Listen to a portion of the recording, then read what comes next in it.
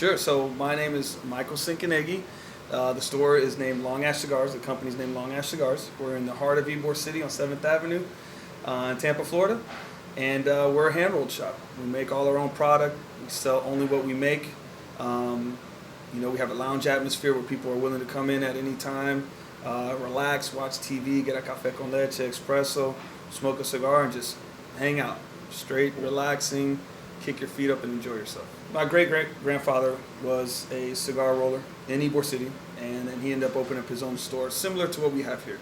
And it's kind of come full circle. It's not something that was handed down, but now that's what we're doing, essentially.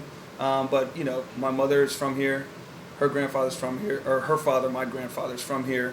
He's a big part of the Cuban club, very involved in the Ybor City community.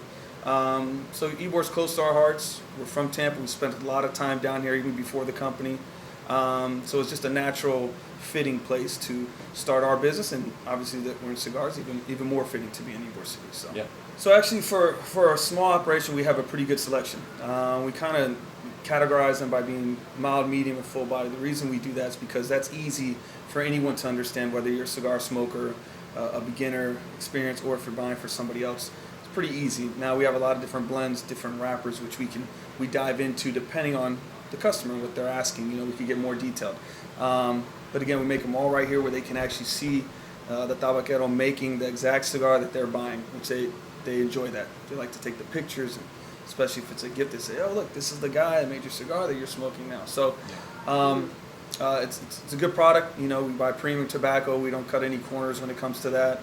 And we house everything here. The material, we make it here, and then we sell it here. So it's a all-in-one operation right here on site for everybody to see and be a part of. Being a younger person, I feel like that's an advantage. I think, generally speaking, of course, a lot of the younger guys may be a little bit more hungry, maybe think outside the box on things, maybe more imaginative, especially in a very old industry. I'm always trying to think of ways to do things a little differently to get a competitive edge.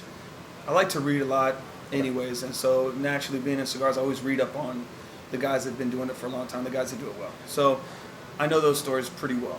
But I also learn a lot from my peers and my customers and my coworkers.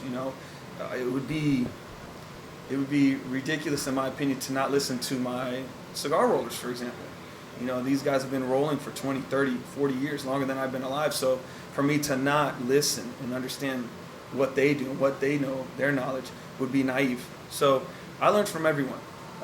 The modest smoker to the everyday smoker, to the guys that work on the tobacco, to the guys that own the tobacco companies. I always think the more you know, the better it is for you. So I try to be as knowledgeable as I can. But again, there's always room to learn, always so.